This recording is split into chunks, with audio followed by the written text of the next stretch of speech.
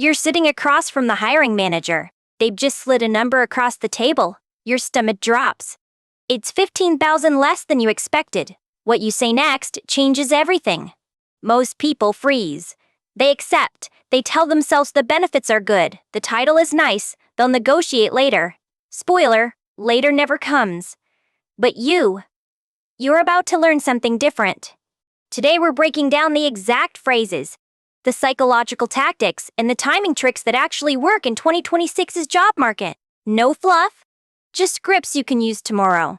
Here's a number that should make you uncomfortable. Candidates who negotiate their initial salary earn roughly $1 million more over their careers than those who don't. $1 million, not from getting a better job, not from starting a company, just from having one conversation and knowing what to say during it. Yet here's the kicker. Only 37% of workers always negotiate. 18% never do, not once. That's nearly 1 in 5 people leaving serious money on the table. 2026 job market is different. Return to office mandates, AI disruption, economic uncertainty. Employers feel like they have leverage, and in some sectors they do. But here's what employers don't want you to know. They still expect you to negotiate. They've built 10 to 20% flexibility into almost every offer. That padding exists because they assume you'll push back. The problem isn't the market. The problem is that most negotiation advice is either outdated, written before pay transparency laws existed, or so vague it's useless. Know your worth. Be confident. Do your research. Great. But what do you actually say when the HR manager asks, "What are your salary expectations?" That's where people freeze. Let's start with the science. Princeton researchers studied something called anchoring bias. When you hear a number first, your brain orbits around it, even if you know it's arbitrary.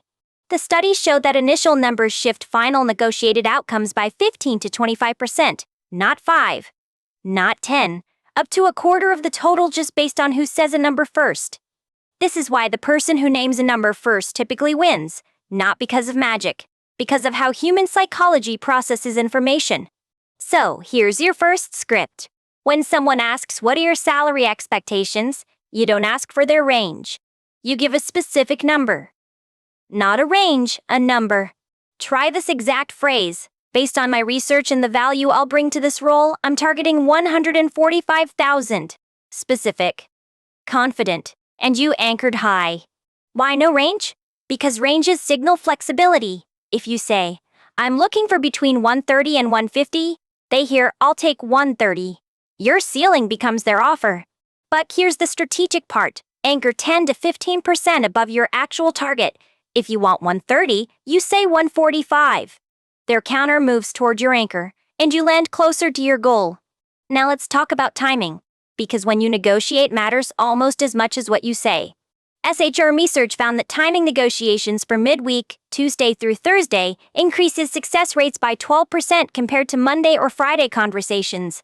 Monday, people are overwhelmed catching up from the weekend. Friday, they're mentally checked out. Midweek hits the sweet spot, focused but not fried. And here's something most people miss entirely. Negotiate after you have the offer in hand, but before you sign anything. That window is your maximum leverage point. Before the offer, they're evaluating you. After you sign, the leverage disappears. But in that window, they've already decided they want you. They've invested time and resources. Walking away costs them. Now, what about the dreaded lowball?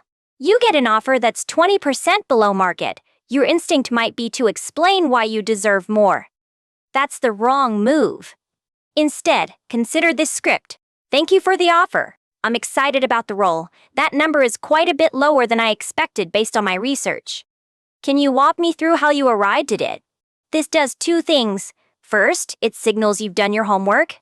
Second, it puts the burden on them to justify their number instead of you defending yours. Now here's where most people fumble. The moment after you make your counter, there's an urge to fill the silence, to justify, to over-explain. Don't. Silence is a negotiating tool. When you state your number and then pause for 3 full seconds, it creates psychological pressure. The other person feels compelled to fill the void. Often they fill it by making concessions. So after you say, "Based on market data, I'm targeting 145, you stop. You hold. You let that number hang in the air. The discomfort is the point. But what about the classic HR deflection? The budget is really tight this cycle. You've heard it. Maybe you've believed it. Here's the truth. It's almost never the whole story. Budgets are set by people with their own targets, their own pressures, their own flexibility. When someone says budget is tight, they're often testing whether you'll accept it. Consider this counter. I understand budgets have constraints. If salary flexibility is limited, I'd love to explore other forms of compensation, signing bonus, additional PTO, equity, or a faster review cycle for a raise. This pivot works because it keeps the conversation moving. You're not accepting their frame, no money available. You're offering a new frame. Let's find creative solutions. Harvard research found something particularly important for women negotiating. Those who backed requests with external market data were 30% less likely to face pushback than those who didn't cite research. This isn't about justifying your worth. It's about depersonalizing the conversation. When you cite Glassdoor, lowballs.fi, or LinkedIn salary data, you're not saying, I think I deserve this. You're saying, this is what the market pays. You might say, I've researched comparable roles at similar companies in this market. The median for someone with my experience level is between 135 and 150. I'm targeting the middle of that range. Now let's address a common mistake, accepting on the spot. No matter how excited you are, this is almost always wrong. Even if the offer is above your expectations, accepting immediately signals that they didn't push hard enough. It removes any chance to negotiate benefits you haven't even considered yet. Stock options, start date, remote flexibility, professional development budget. Try this instead.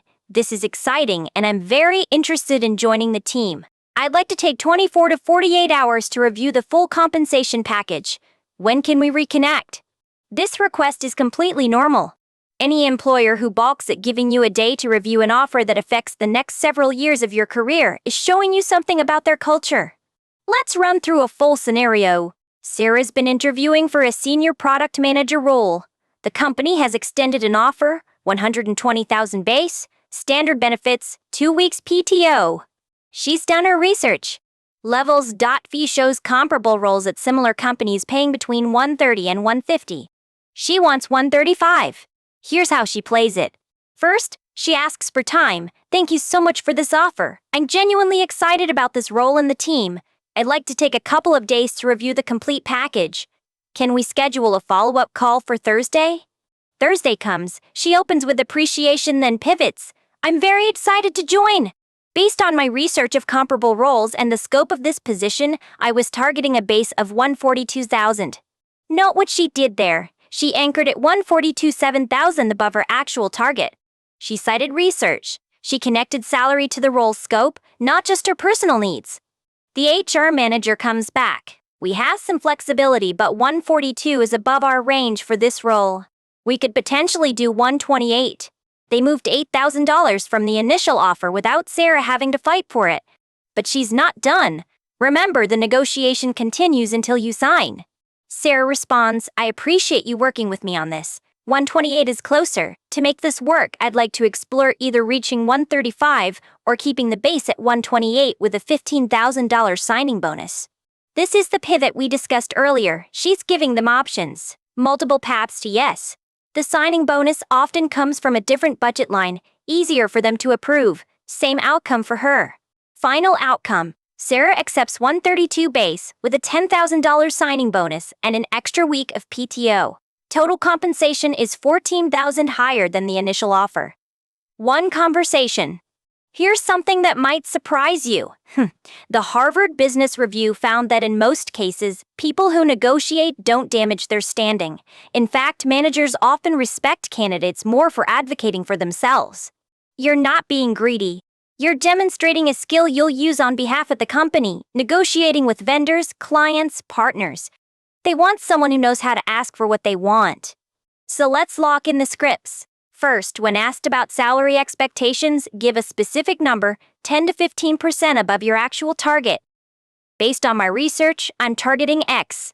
Second, when you hear a lowball, don't defend yourself. Ask them to explain their reasoning. That's lower than I expected based on my research. Can you walk me through how you arrived at that? Third, when they say budget is tight, pivot to creative compensation. I understand. If salary flexibility is limited, can we explore signing bonus equity, PTO, or an accelerated review? Fourth, never accept immediately. Always take 24 to 48 hours. I'm excited about this opportunity. I'd like to review the full package and follow up with any questions. And remember, timing matters. Aim for midweek conversations when possible. Research your market rate using at least 3 sources before you have any salary conversation. These techniques aren't about being aggressive, they're about being prepared. Employers expect negotiation. That flexibility is built into the offer. Not using it is leaving your money on the table. Their table. If you found this useful, hit subscribe. We break down career strategies like this every week. No fluff, just moves. You can make starting tomorrow. $1 million over a career. That's the difference between negotiating and not. One conversation, a few scripts, the willingness to sit in uncomfortable silence. You now have the exact phrases that work in 2026. You know when to speak, when to pause, and when to pivot. The only question left is whether you'll use them. Next time they slide a number across the table, you'll know exactly what to say. Your career and your bank account will thank you.